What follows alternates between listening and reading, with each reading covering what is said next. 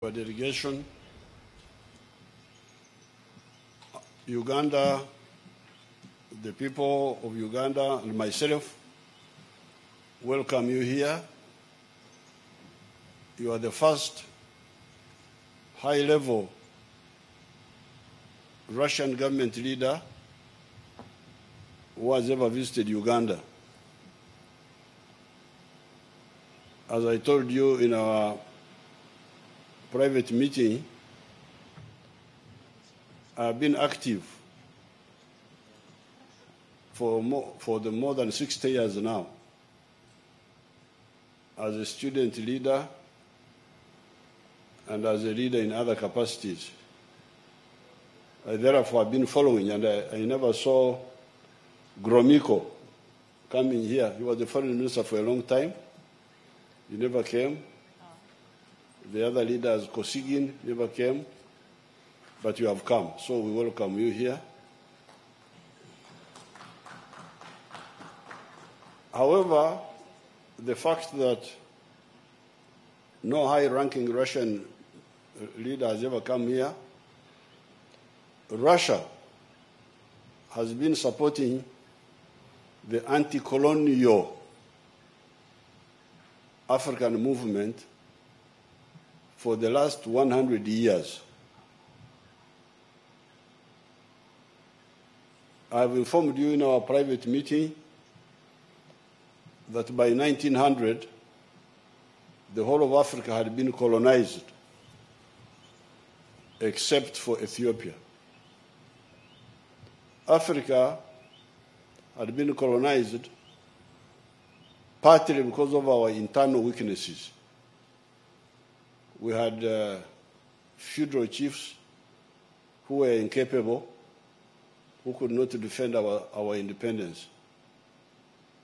And Africa had been being ravaged by the slave trade for almost 400 years before the colonization of 1900. When the African chiefs failed to defend our independence, the Africans started organizing, led by new forces. And the first group was in South Africa in 1912, when the African National Congress was founded.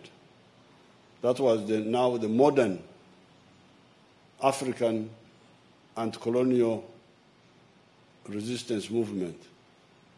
Fortunately, and that's how Russia comes in 1917, a new force took over Russia. These were the Bolsheviks. I don't know what problems you have with the Bolsheviks, whether you like them or you don't, but for us, we appreciate them because they supported us. They started supporting our anti-colonial struggle.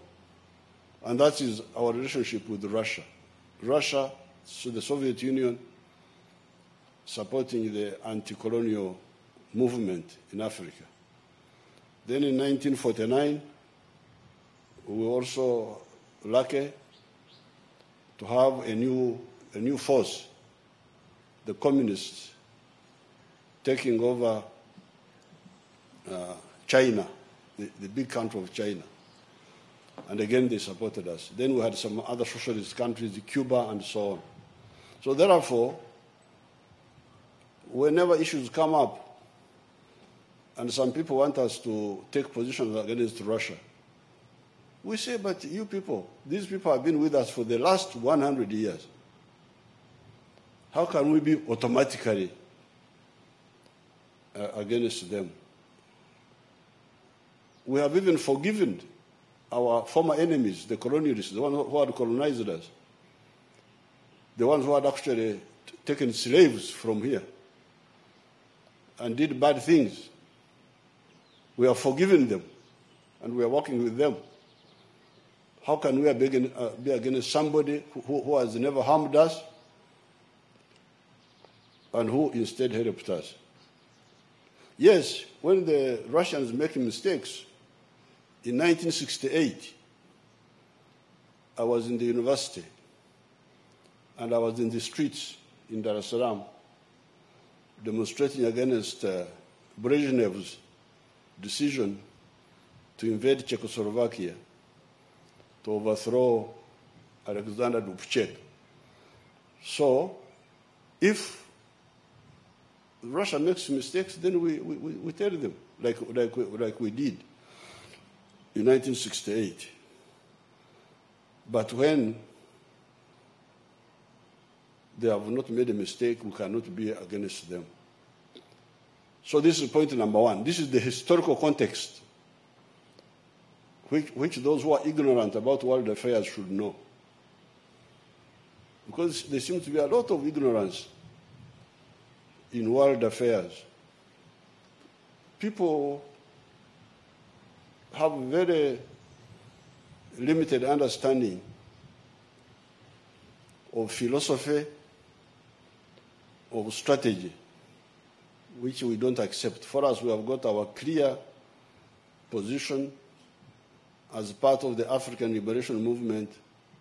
We know who is who and who is doing what and why, and we know where we stand.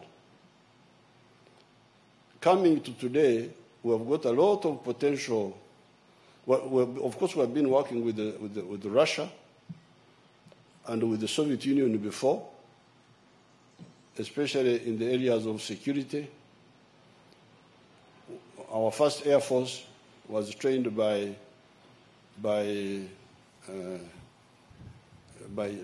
Czechs.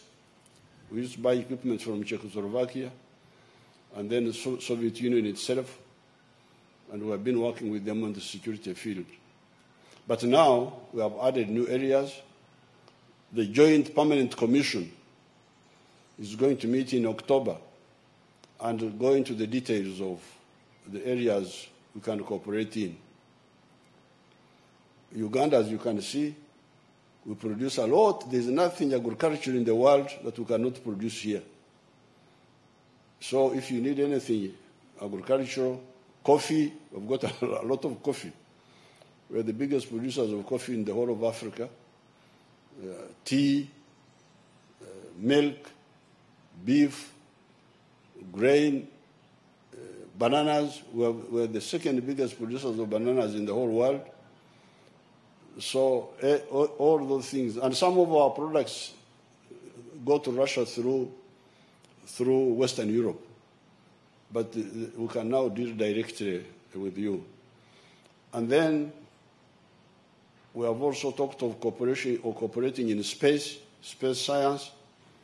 Uganda would like to have its own small satellite to see what is happening around the globe. Then nuclear energy. Although Uganda has got hydropower and sun and so on, but we have also got a lot of uranium, which we would like to use to generate electricity and for other purposes, medical, biotech, and so on. Then, in the area of what we call the pathogenic economy, the economy which deals with the vaccines, deals with therapeutics, deals with diagnostics. So all these fields are open. The market here is a big market. You have the internal market of Uganda of 43 million people.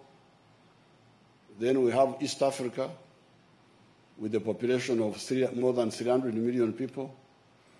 And then you have the whole of Africa, which is part of the CFTA, the Continental Free Trade Area, of 1.5 billion people.